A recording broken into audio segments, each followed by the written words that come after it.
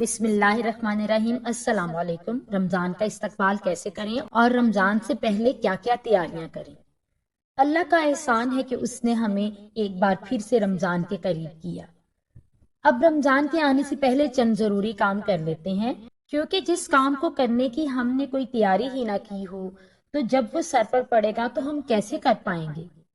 سچی توبہ کریں، اپنا معاملہ اللہ سے صاف کریں، کیونکہ گناہ نیکیوں کے راستے میں حائل ہو جاتے ہیں۔ گناہوں کے بوجھ کے ساتھ رمضان میں داخل نہ ہوں۔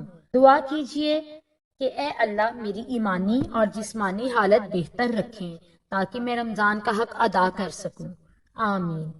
اس مہینے کا خوشی سے استقبال کرنا ہے، کیونکہ رمضان مہمان ہے اور سال میں ایک ہی مرتبہ آتا ہے اور ہمارے لیے بے شمار رحمتیں اور برکتیں لے کر آتا ہے۔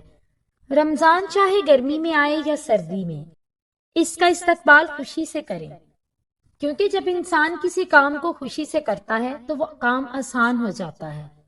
رمضان کی آمد سے پہلے اپنے تمام کام مکمل کر لیجئے، جیسے شاپنگ، سودا سرف، صفائی وغیرہ، تاکہ عبادات ذوق و شوق سے کی جا سکیں۔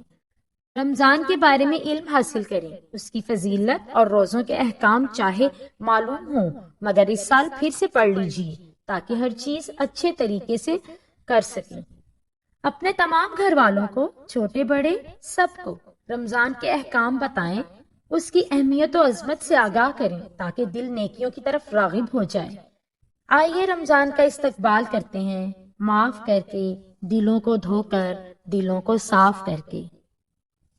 خوش آمدید ماہ رمضان، خوش آمدید ماہ سیام۔ اللہ حافظ۔